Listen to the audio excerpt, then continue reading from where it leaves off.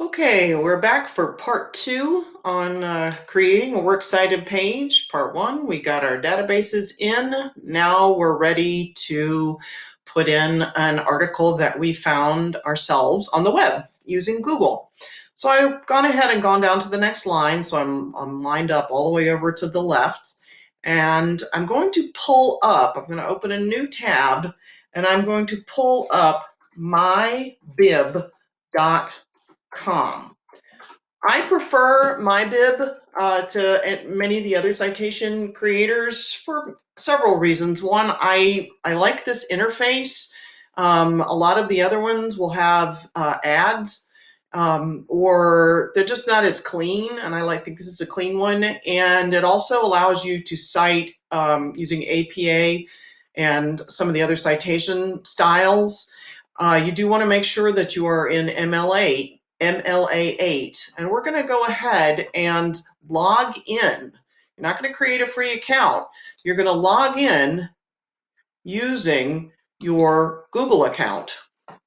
Once you hit log in, don't start typing here. You want to go down here where it says sign in with Google. So I'm going to click here, and I'm going to choose my Google account.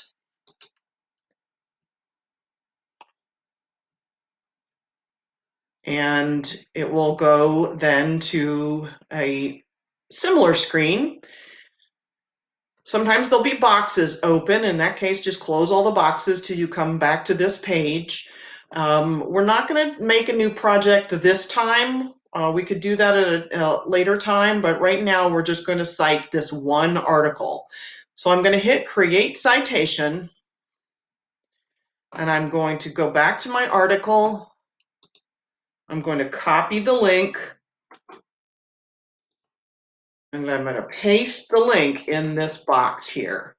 Then I'm going to hit Search. And it does pull up my article. Occasionally it doesn't, in which case you'll be offered the option of entering the information manually. It also, I like how it looks for the credibility of your article, so that's a good sign. Then I'm going to click this little arrow on the side, and you will see that there are some boxes here. Now, the boxes tell you also, and you get a little message here, make sure the details are correct. So we are going to check that because sometimes it does come in, pull the information in incorrectly. So the first thing we're going to do is we're going to check to see that the author is indeed Kelsey Piper. So we go back to my article and I see, yes, Kelsey Piper is the author's name. While I'm here, I'm going to check there is a date, February 28th, 2020. So I'm going to go down here, this date published, and I'm going to fix 14 because it has been updated. I'm going to also just check to make sure that that is indeed the title. It's 2020, Where Are Our Self-Driving Cars? Yes. Okay, so I've got that information. I don't need to worry about date accessed. I'll talk about that in a minute. The website name is Vox. Remember that you can always look all the way over here in the top left. That's usually where the website name is going to be. And then I have a blank box here that says publisher. So I need to see if I can find the publisher. And we've talked about this before, but just a reminder that you're almost always going to find the publisher at the very, very, very, very, very, very, very bottom of the screen next to where you can see there's a copyright symbol and a date and the words Vox Media. So I'm going to put Vox Media in the publisher. Just a reminder, if you don't see a date, now we happen to have a date at the top of our screen, but if you don't happen to see one, you can always use this copyright date. I could have put in just 2020. I had a real date, so I typed that in, but you could have just put in 2020 if that's all you could find.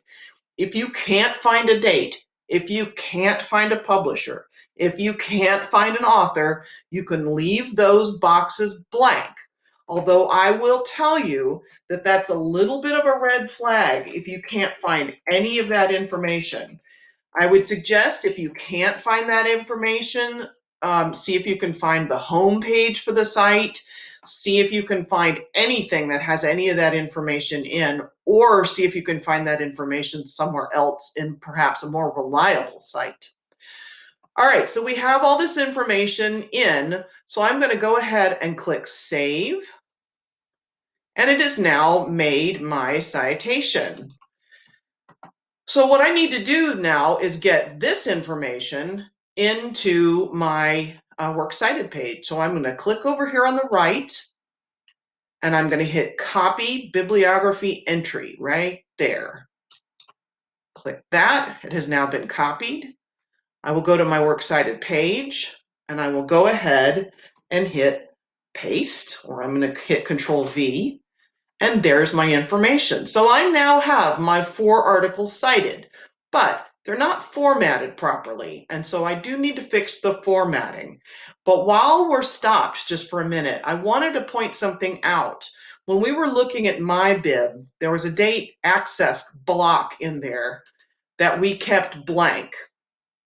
You'll just have to take my word for it.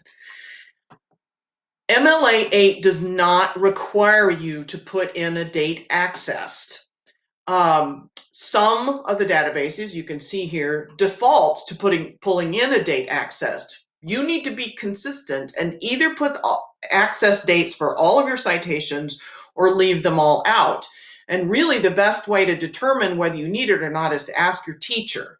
In most cases, your teacher does not want this information because it's sometimes used as a gotcha. It sometimes implies that you did the information late and you don't want to advertise it.